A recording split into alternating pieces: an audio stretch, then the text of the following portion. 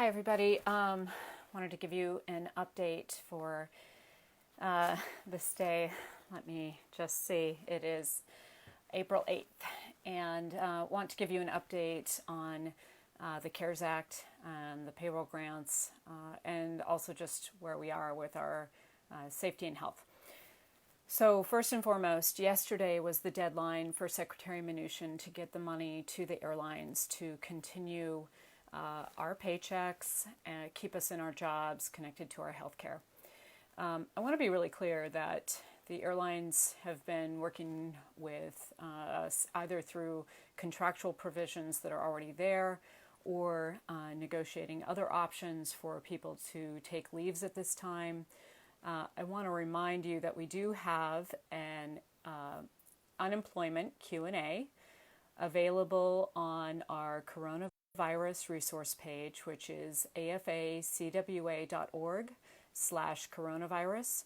And we have a Q&A there that is being updated based on the CARES Act, based on the extension of those unemployment benefits.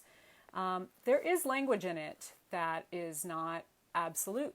And the reason for that is because the unemployment benefits are still provided by the state.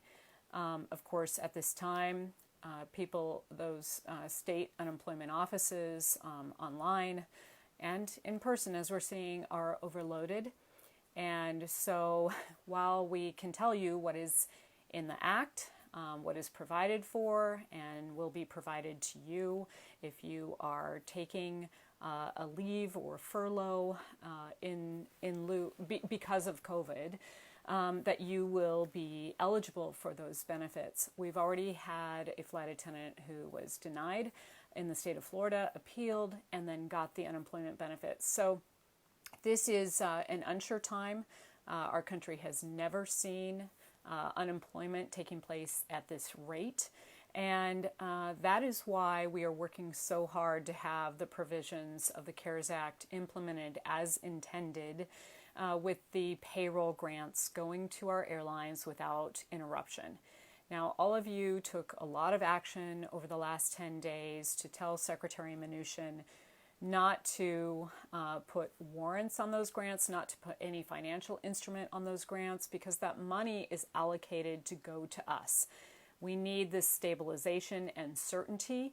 And because we were able to get this into the Act, this is actually also something that can be applied to other industries, which is very important to us because we need as many people stable as possible right now so that they're able to stay in their homes, self-shelter, not be making decisions to go out, try to find work, try to get work, when that will actually spread the virus, put more strain on our hospitals and our healthcare providers. And on the other side of this, we also need to be able to restart our economy. So if the rest of the workers around the country do not have that stability, are in unemployment lines instead of in their jobs, don't have the resources to take care of their families, that is going to be much harder to restart our economy again. No one will have money to buy plane tickets. And putting it that simply, we need people to have the money to be able to buy plane tickets when this curve is flattened. Now, our bookings are down 94%. This is unheard of. It's unprecedented. It's an unprecedented time. It's really important that we let that sink in and recognize that. And that does not mean that only 6% of the airplanes are still in the air. As you know, there are many flights that are taking off that may not need to be in the air. Now, they may be providing goods in the belly of the aircraft. Vast majority of our U.S. mail packages need to get to our communities with that essential service. But we are saying that those flights then should be designated as cargo flights, which cuts down on the interaction, frankly, between the flight deck crew and the cabin crew, and all of us, aviation's first responders, and the rest of the public as we're transiting airports. We want to help stop this virus. We don't want to be a part of continuing to make it spread. Now, it's very difficult to make good decisions about pulling down those flights when our airlines are still really in limbo here because they have not received the federal relief that is necessary to stabilize the industry and then focus on making good safety and health decisions. That is why it's not only important for our jobs and for our economic security that Secretary Mnuchin implement this as intended, no complications. All that it requires is the airlines sharing their payroll data with the Secretary, agreeing to do what's in the law, which is to have no involuntary furloughs through September 30th, no stock buybacks for a year beyond that, no dividends, no executive bonuses, and a particular cap on executive pay. It's that simple to be able to direct this money right to working people. And he has complicated the process by having an application process that is unclear and threatening to put financial instruments on this that makes it impossible for our airlines to plan right now because they don't know what this program is actually going to look like. The deadline, let me say it again, was yesterday. He missed the deadline in the legislation. So we need to be very clear. Stop delaying this money, because what that is doing, it is leaving your MECs, your leaders directly at each of your airlines in a difficult position with management right now in being able to discuss the right options for flight attendants during this time. Because there's not that certainty of the money that is necessary to keep us on the jobs, in our jobs, and stabilize the industry. And without that stability, crazy things are happening, and it makes it very difficult to address the needs of flight attendants and have something that makes sense in this unprecedented time. As our schedules are coming at us, we're in the middle of April, our schedules are coming at us for May, we need to start planning for June, and because the Secretary has delayed this, it keeps the process in limbo and makes it very difficult for the airlines to plan and to interface with your leaders on plans that make sense for people. So I also just want to note that the flying will continue to get pulled down. Expect that. There will be less and less flying. And so that is why it is so critically important that we get this money so that we can assure that as many people who can get those minimum paychecks, get those minimum guarantees in our contracts, and where we don't have minimum guarantees, establishing that so that we've got that stability. And then for the people who are willing and want to fly, there will be essential flying continued, and we can be very clear about who is willing to do that and maybe also be able to fly over those minimums. But we can't plan in that way without the CARES Act working as intended, and right now Secretary Mnuchin is still standing in the way of making that possible. So please continue to take action, and what we would ask you to do is that the Democratic leadership has weighed in very strong on this. Speaker Pelosi, Senator Schumer, Chairman DeFazio in the House, and Senator Brown, who is the ranking member on the Banking Committee, sent a letter over the weekend asking the Secretary to not delay these funds to get to workers. So they have weighed in very strong.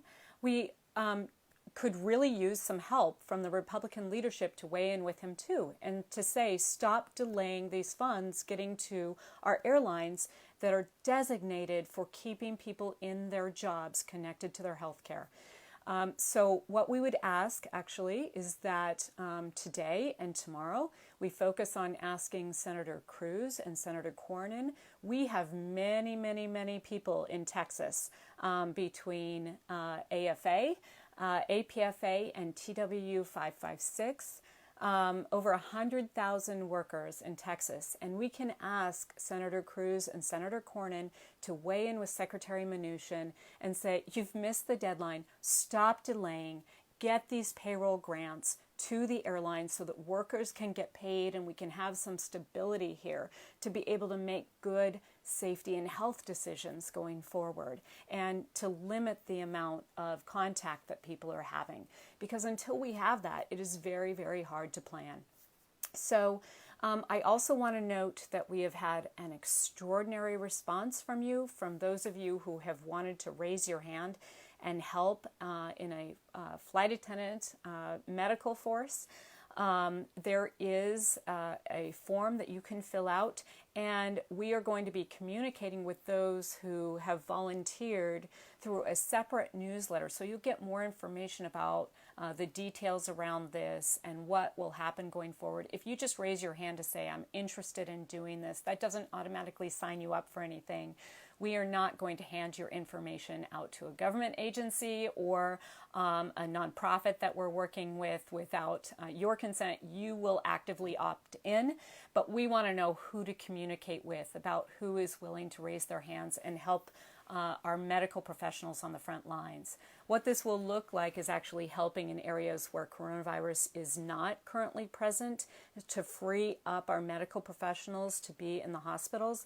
There is the ability to help both virtually, so from your home on the computer and over the phone, there will be an ability to help, and there will also be an ability to help on the front lines in your communities, at healthcare centers, and at our hospitals, but not in a COVID environment, in an effort to try to keep the environment where we're caring for other people free of coronavirus.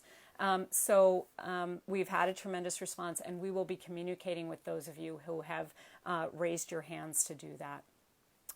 We have also been interfacing with the FAA on several things. So on a social distancing policy, our airlines have requested a waiver from the FAA for a social distancing policy on board the aircraft. That includes the ability for flight attendants, if two are assigned to a jump seat, one can sit in the nearest passenger seat near the doors, so that we can keep that social distancing, and also not donning the oxygen masks or the life vests during the safety demonstration.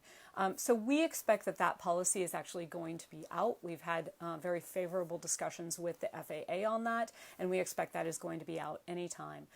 We also have interfaced with the FAA on really the failure in many cases to communicate to crews when they have come in contact with coronavirus, and to have very clear guidelines about how to get that information to crews and then treat them the same as passengers have been treated. So making sure that crews then are able to self-quarantine, have continued pay, have all of the resources that you need in order to make sure that you're not helping to spread coronavirus, and also know that that has taken place.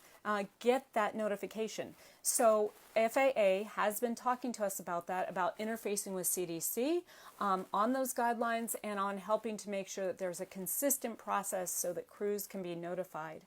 I also want to note that we do not have exact numbers on the number of flight attendants who have actually tested positive for coronavirus.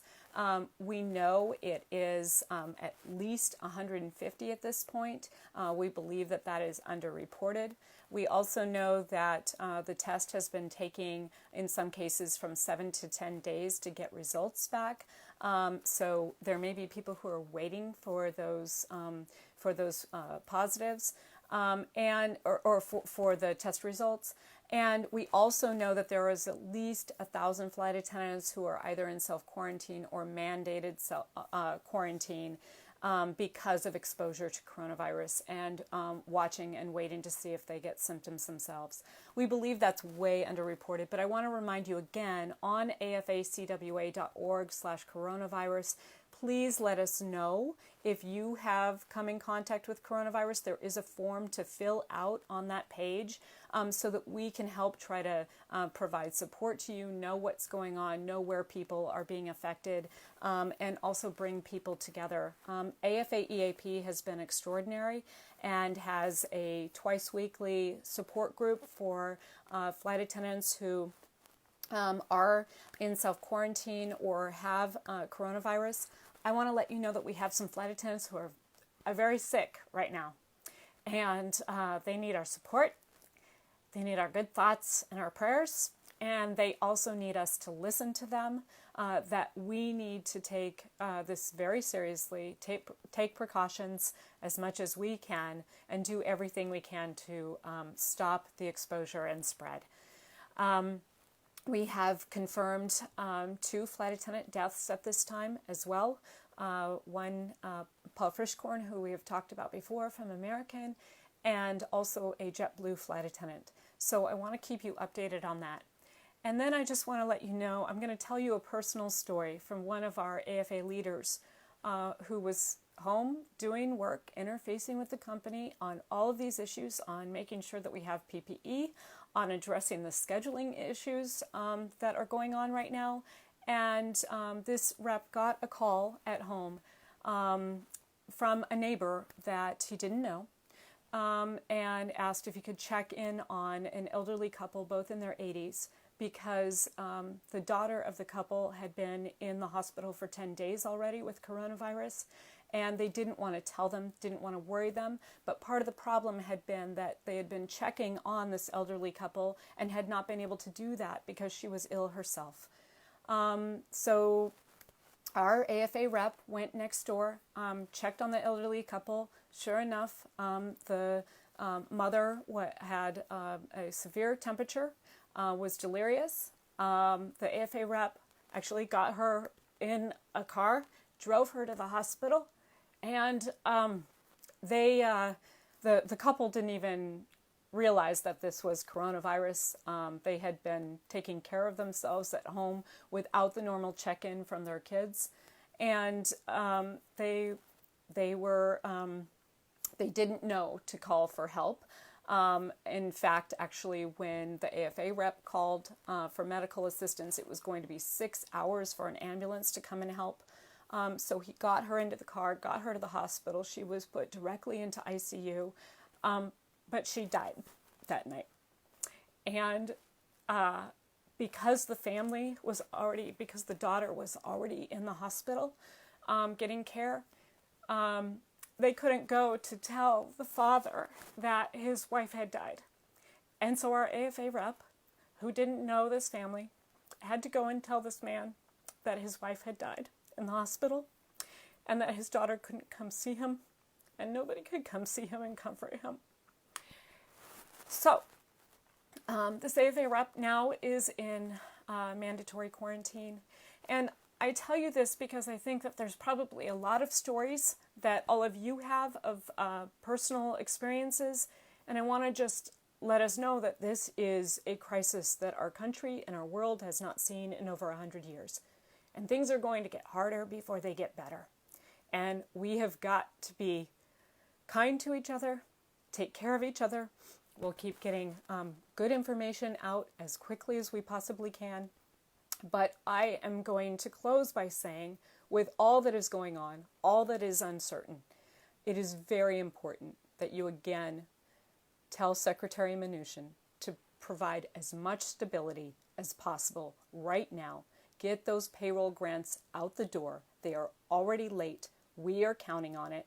And then we need this to be applied to other industries so that we can have as much stability around this country as possible, and we can fight this virus and live to fight another day for a better world. So thank you all. Stay tuned. Thanks for everything that you're doing. Keep supporting each other. And I love you all.